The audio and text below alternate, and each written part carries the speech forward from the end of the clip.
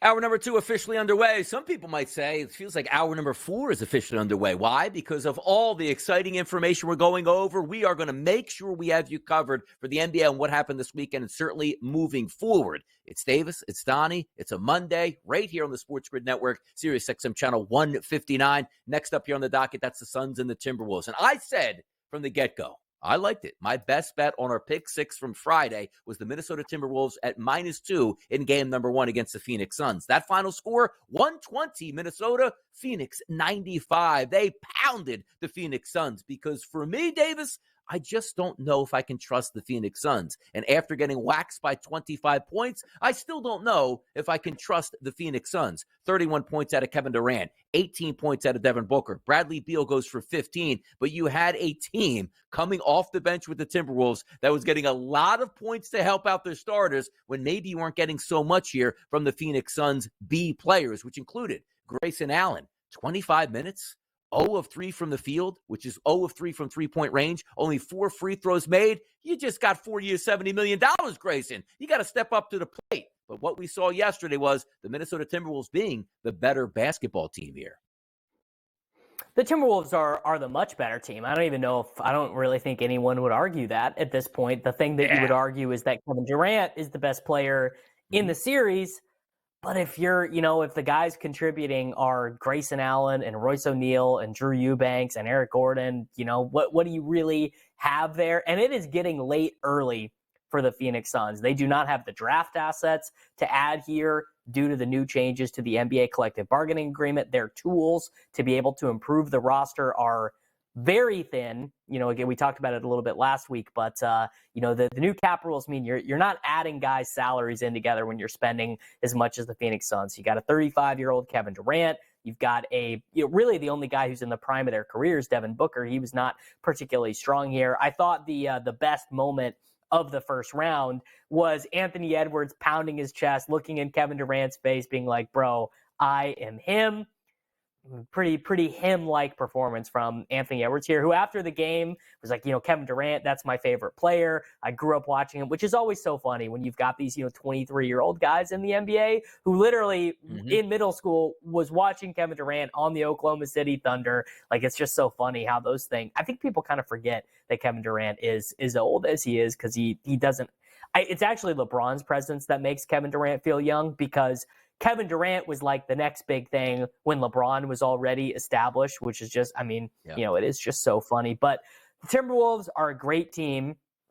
And looking forward, forecasting what's going to happen for the rest of the way, they are the one team that you would say has a chance, I think, of limiting Nikola Jokic. Maybe not the only team that has a chance of beating the Nuggets, because I do think the Thunder, they were very good against the Nuggets in the regular season. But the fact that they can play, they figured it out on offense playing Rudy Gobert and Karl Anthony Towns together. So you've got 2 7-footers in there. And not that Towns is this great defensive player, because he's not, but he's just big. Just a guy who can physically take up the space that Jokic likes to occupy. I think it is pretty interesting to imagine what that eventual series might be like. Game goes over the total. Minnesota easily covers that line. So let's just take a look at the series prices where they sit today. Minnesota, a -176 price. If you want that dog price on Phoenix, it's a +142. Series spread, Minnesota, -1.5 games at a +116 price. If you flip it over there to the Suns, that's a -142 price, getting a game and a half. The favorite right now is for this series to go 6 at a +185 number. So as always, my question to you is, we see what happened in game number 1. What needs to happen, Davis, in game number 2 for the Phoenix Suns to get back in this series and go back to Phoenix with a 1-1 series tie? Man, I think it really just comes down to any game where the Suns have good performances from their role players. They probably are huge favorites to win those games. So, if you flip it on its head and say Grayson Allen, instead of going 0 for 3 from three-point range, maybe he hits 2 3-pointers in the first quarter. Royce O'Neal comes off the bench and gets a pick-6 steal that Yusuf Nurkic ends up finishing with an alley-oop.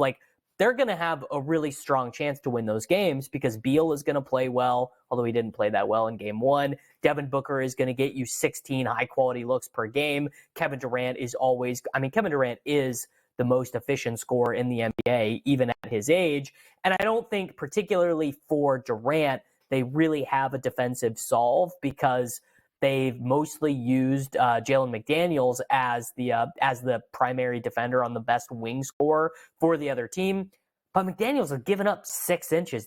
That's the thing about Durant is the guys who defend him are always so much shorter than he is that it just doesn't really matter. He can get his shot off against anyone. I mean, I don't know. Maybe you say, Rudy, go do your best, man. If Kevin Durant is posted at the nail, you go try and disturb him. You try and get in his way. Or Karl Anthony Towns, maybe you try and get in his way because we just can't have Durant getting these looks.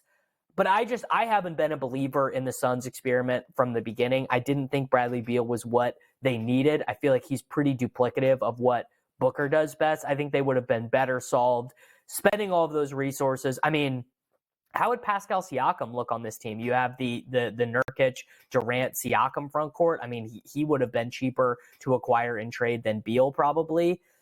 Yeah, well, actually, no, probably not. He would have been more expensive. But where's the teeth on this Suns team? Where's the defense coming from?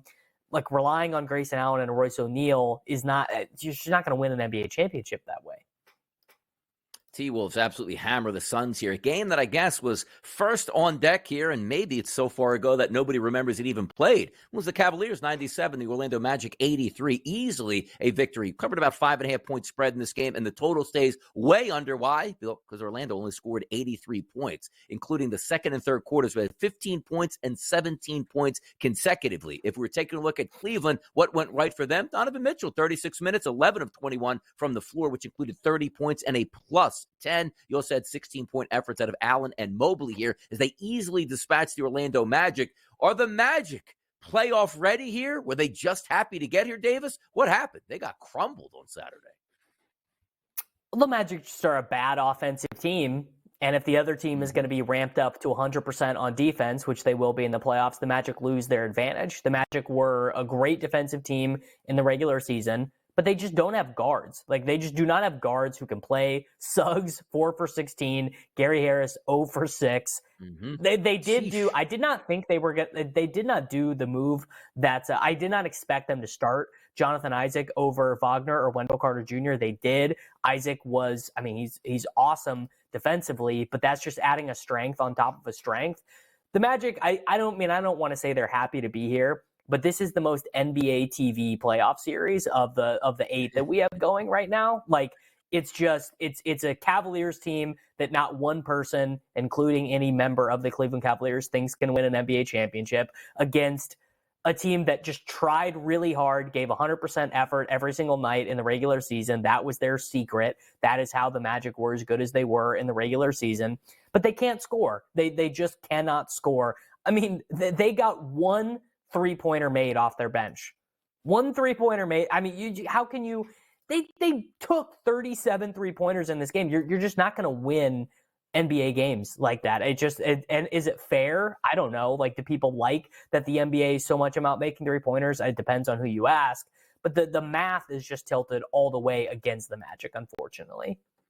Yeah, by the way, the Magic and the Cavs, if you are taking a look at the NBA schedule here in the playoffs, they're basically the early game every night to sort of get them out of the way, and we'll see who advances at this point, but we're not expecting a very exciting series. And if we line up the series now currently, you take a look at the money line, Cleveland, a minus 375 price to advance over the Orlando Magic. If you still want the Magic, a dog price here at plus 285. Spread prices here, minus 2.5 here for Cleveland at a plus 118 price. If you want the 2.5 games with the Magic, you'll pay minus 144. Leader in the clubhouse right now is a gentleman sweep in 5 games at a plus 200 price. We'll see what changes between game number 1 and game number 2, but I got a feeling it's going to be much like game number 1 here with the Cleveland Cavaliers going back to Orlando with a 2-0 series lead.